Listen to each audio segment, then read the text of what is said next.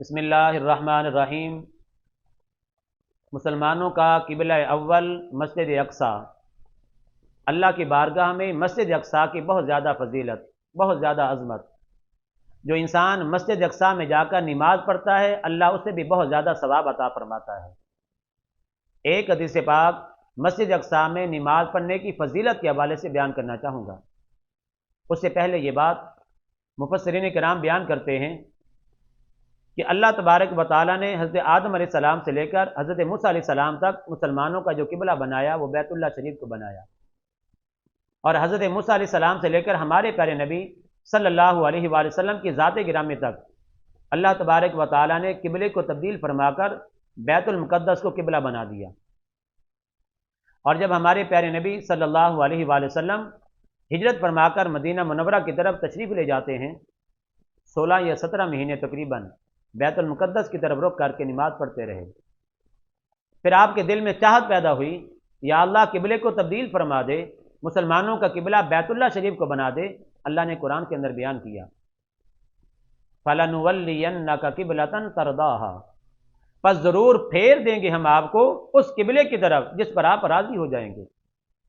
تو نبی علیہ الصلوٰۃ والسلام کی رضا کے مطابق، چاہت کے مطابق اللہ پاک نے قیامت تک کے لیے مسلمانوں کا قبلہ بیت اللہ شریف بنا دیا۔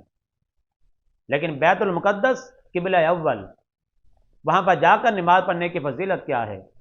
حضرت عبداللہ ابن عمر راوی ہیں، مسند احمد بن حنبل میں، ابن ماجہ میں، نسائی شریف میں یہ حدیث پاک موجود ہے۔ اللہ کے پیارے نبی صلی اللہ علیہ وآلہ وسلم نے ارشاد فرمایا، لما فارغ سلیمان بن داود من بناء بیت المقدس، جب اللہ کے نبی حضرت سلیمان علیہ السلام بیت المقدس کی تعمیر سے فارغ ہوتے ہیں، اللہ کی بارگاہ میں دعا کرتے ہیں۔ 3 دعائیں کی۔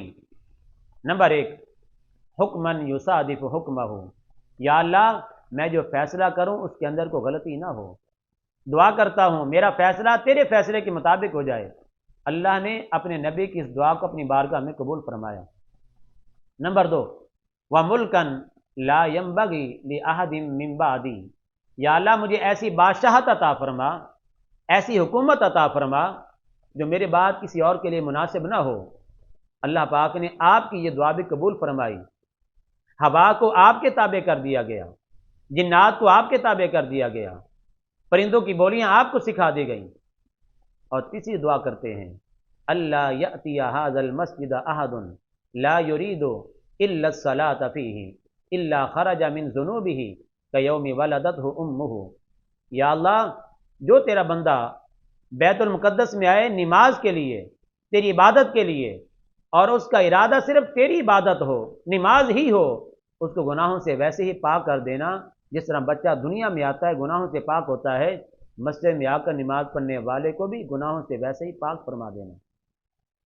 فقال النبی صلی اللہ علیہ وآلہ وسلم، ہمارے پیارے نبی صلی اللہ علیہ وآلہ وسلم نے ارشاد فرمایا، اما اثنتان فقد اوتیہما، اللہ نے آپ کی پہلی 2 دعائیں قبول فرمائی۔ وارجو ان یکون فقد اوتی الثالثہ او کما قال، میں امید کرتا ہوں کہ اللہ نے تیسری دعا بھی اپنی بارگاہ میں قبول فرمائی ہوگی۔ سبحان اللہ۔ مسجد اقصیٰ میں نماز پڑھنے کی فضیلت کتنی زیادہ ہے کہ جو انسان وہاں پر جا کر نماز پڑھ لیتا ہے اللہ اس کے سارے گناہوں کو معاف فرما دیتا ہے۔ یہ سلیمان علیہ السلام کی دعا ہے جو اللہ کی بارگاہ میں انہوں نے مانگی تھی۔ مسجد اقصیٰ کی فضیلت بہت زیادہ ہے۔ یہی وجہ ہے کہ اللہ پاک نے جب اپنے پیارے حبیب علیہ الصلوۃ والسلام کو معراج کروائی تو مسجد حرام سے مسجد اقصیٰ کی طرف لے جایا گیا، تاکہ قیامت تک کے لیے مسلمانوں میں اس مسجد کی عظمت واضح ہو جائے، فضیلت واضح ہو جائے۔ اور اس مسجد کا نام بھی اللہ پاک نے قرآن پاک میں ذکر فرما دیا۔ سورہ بنی اسرائیل آیت نمبر 1، سبحان الذی اسری بعبدہ لیلا من المسجد الحرام الی المسجد الاقصی۔ لیکن آج کل مسجد اقصیٰ یہودیوں کے تسلط میں ہے، اور مسلمان شروع سے لے کر آج تک اس مسجد اقصیٰ کی حفاظت کے حوالے سے اپنی جانوں کے نذرانے پیش کر رہے ہیں۔ اللہ کی بارگاہ میں دعا ہے کہ اللہ تبارک و تعالی مسجد اقصیٰ کو یہودیوں کے تسلط سے آزاد فرمائے، ان کے ظلم و ستم سے محفوظ فرمائے، مسلمانوں کو بھی، مسجد اقصیٰ کو بھی۔